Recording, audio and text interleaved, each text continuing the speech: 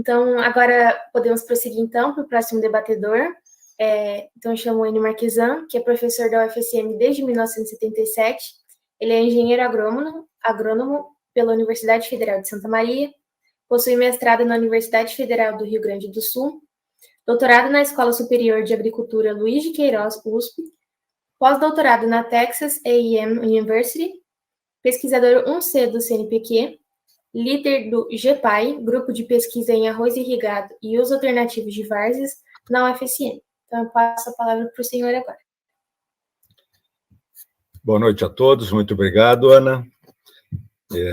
Em nome da Jadete, que eu cumprimento aí, saudação a todos da tua equipe, a todos que ajudam a manter esse movimento e crescer, a todos que passaram, as autoridades que passaram por aqui, um cumprimento especial aos presentes e mais especial ainda à professora Beatriz, primeira apresentadora, o vereador Givago, que acabou a sua apresentação agora, e ao nosso empresário Gustavo Jobim. Prazer estar aqui. Vou apresentar minha proposta de como eu vejo essa questão de sustentabilidade social, interação, meio ambiente e cidadania. Eu vou falar sobre a perspectiva também, assim como a professora Beatriz, de alguém que está ligado ao agro, às ciências rurais, à agricultura e, mais especificamente, no meu caso, à agronomia. Então, vou falar nessa perspectiva, uma perspectiva de formação de recursos humanos, né? Onde, nesse ambiente, nós trabalhamos diretamente na produção de alimentos com recursos de ambiente como água, como solo, como ar, como luz, e nós precisamos trabalhar, preservá-los, porque a agricultura ou a agropecuária, ela sempre tem um impacto no ambiente. O nosso trabalho é, através dos estudos, da ciência, da tecnologia, procurarmos cada vez mais minimizar esses impactos. Essa é a grande verdade. Tentar conviver com o ambiente. Mas, como formador de recursos humanos, eu sempre procuro e tenho trabalhado nesse aspecto de sustentabilidade com 4 pilares. O primeiro deles, o produtor rural. Esse sujeito, essa entidade, ela precisa continuar trabalhando, precisa continuar crescendo, melhorando, ampliando sua atividade, se modernizando. Ele é a base de tudo. Se ele desaparecer, os outros elos do sistema também vão desaparecer. Então, a nossa preocupação inicial e fundamental com um desses 4 elos é o produtor rural, a sua permanência na atividade e a sua melhoria, a melhoria dos seus processos. Segundo aspecto é o ambiente. A gente tem que crescer, tem que melhorar, mas não pode ser à custa ou às custas da exaustão desses recursos naturais. Cada dia se conhece mais, se conhece novas formas de impactar menos, e é preciso atender. Então, o ambiente é outro pilar fundamental. Um terceiro pilar que eu sempre trabalho também na formação dos recursos humanos é o consumidor. Somos todos nós. Nós precisamos ter à disposição produto, ou seja, o nosso exercício de cidadania é ter à nossa disposição alimentos. Sim. Ter alimentos de qualidade, mínima qualidade para toda a população. E extratos de qualidade diferenciado de acordo com o poder de aquisição e a vontade do consumidor, que ele pode querer um produto diferenciado. Precisamos também oferecer a esse segmento de consumidores essa possibilidade. E um quarto aspecto, na sustentabilidade social, são os colaboradores de todo esse processo de produção. Os produtores, os empresários, fazem pouco ou nada sozinhos. Precisam de colaboradores que têm suas famílias, que têm sua esposa, seu esposo lhe ajudando, que têm seus filhos e seus sonhos também. É preciso proporcionar a eles que eles consigam atingir esses sonhos de educar um filho, de quando o esposo chegar em casa, ter um ambiente melhor, uma temperatura adequada, porque ele passou lá 35 graus o dia todo no sol, trabalhando forte, duro, pesado, em condições complicadas, muitas vezes. Se ele não tiver um ambiente, a família dele não vai apoiar a permanência. No outro dia, ele não vai estar trabalhando. Então, eu trabalho muito no meu processo de formação de recursos humanos com esses 4 pilares: produtor, o ambiente, o consumidor e também os colaboradores.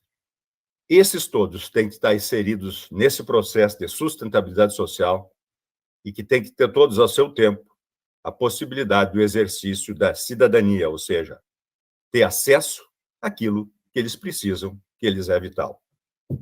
E nós, agrônomos, nessa área, nós temos esse compromisso cidadão, ou de cidadania, ou para com a sociedade, que é nos formarmos altamente capacitados, porque nem todos têm a oportunidade que eu tive de estudar disciplinas básicas e entender esse processo todo.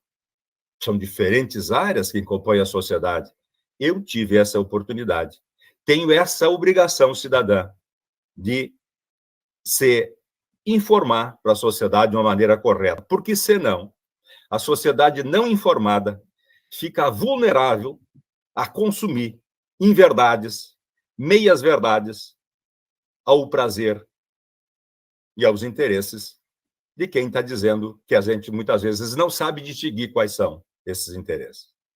Então, a nós temos essa responsabilidade, ou cabe essa, ou chamamos essa responsabilidade, nesse aspecto ambiental, de tentar separar o joio do trigo e orientar as comunidades que não tiveram essas oportunidades que nós tivemos.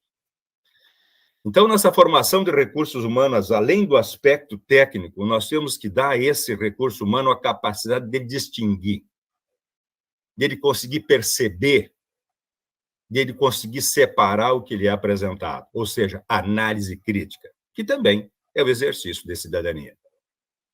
E começa onde? 3, 4 passos. Começa na universidade. Ah, sim, começa na universidade.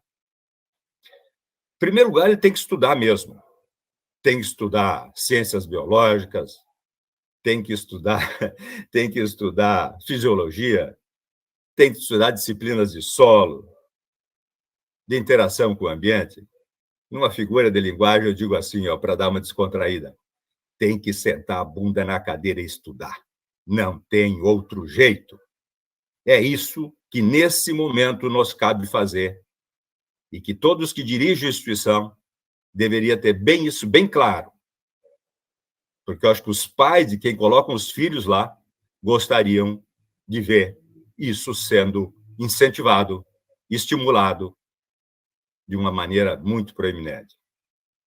Muito bem. Por quê? Porque esse profissional ele vai ter que ter a capacidade de entender o que está acontecendo, fazer diagnóstico e tomar decisão. Sim, a responsabilidade é dele de tomar decisão. Então, esse primeiro aspecto aí de estudo. O segundo aspecto, ainda na universidade, é que ele tem que praticar o exercício do fazer. É tempo na universidade de praticar pelo menos o básico, o fundamental, os princípios. Porque se ele praticar isso, ele vai perder parte dos seus medos. Perdendo parte dos seus medos, ele vai ser estimulado a crescer, a adquirir confiança. E ele tem que entender processos. Se ele não entender processos, como é que ele vai fazer a gestão depois do empreendimento? Então, é tempo disso também na universidade, do exercício do fazer, que nos dá confiança e nos remete à melhoria da realização dos processos. A repetição não é uma coisa odiosa, não.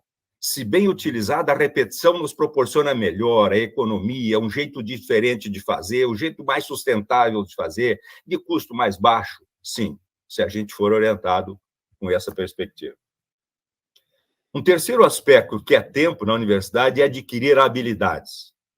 E aí eu vou colocar uma muito importante, que eu acho que ainda nós estamos falhando. Eu estou falhando, não consigo melhorar E pelo pessoal que eu recebo, os recursos humanos, eu creio que também nós temos que melhorar muito. E essas habilidades eu resumo numa palavra: enxergar o que tem que ser feito. Enxergar o que tem que ser feito. Não fazer apenas o que lhe pedem, o que lhe dizem, mas ser luz.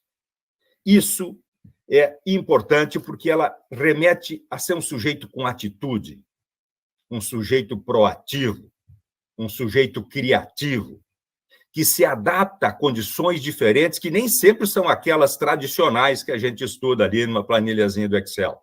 A vida nos apresenta coisas inusitadas e perante elas nós temos que ter solução, temos que estar preparados. Essas habilidades ninguém tira da gente. Uma figura de imagem é o que eu chamo assim, ó: larga a bengala, ela já te serviu, agora anda sozinho por tuas pernas, por tua conta própria. Uma figura de imagem, eu tento transferir isso aí para os alunos. Tá? Tem que ter capacidade de comunicação, de convencimento, de apresentação das suas ideias. O segundo passo é interação com empresas. A gente, infelizmente, na universidade, em muitas áreas, a gente não consegue ter a ponta da tecnologia. Não. Porque muitas vezes não tem recursos para isso. Muitas vezes os gestores não enxergam isso como importante, ou as duas coisas juntas. E a gente não tem acesso a essas informações. Quem tem essa tecnologia de ponta, e muitas vezes não justifica mesmo, porque elas se transformam muito rapidamente, que elas ficam defasadas num ano com custo elevadíssimo. Então, acho que uma estratégia interessante é buscar essa prática nas empresas. Aonde? Lá, o que tem nas empresas? Tem o processo integrado, todo o processo está ali, início e meio fim. E o empresário vai ter que saber fazer isso, porque senão ele sai da atividade. Né? Isso é um aspecto importante, de acessar essas tecnologias mais sofisticadas. Mas, ao mesmo tempo que ele vai para lá satisfazer uma formação profissional, é oportunidades para esse estudante, dele se mostrar para essa empresa.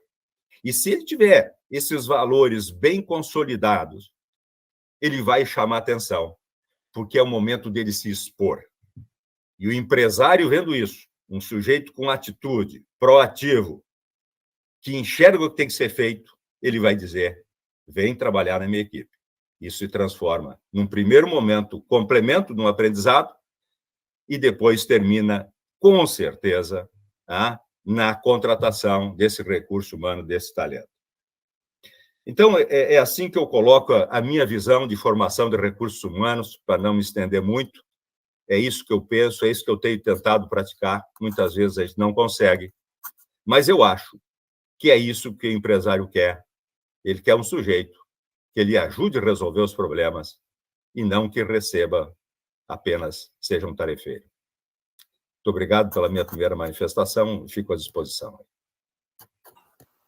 Muito obrigada, Enio. Muito legal, senhor, na sua fala, o senhor ressaltar essa importância, né, da aproximação dos alunos com a iniciativa privada e com a prática, né, que é uma coisa que a gente sempre está reforçando, a prática no nosso movimento, a importância da prática no ensino e na formação do profissional, futuro profissional.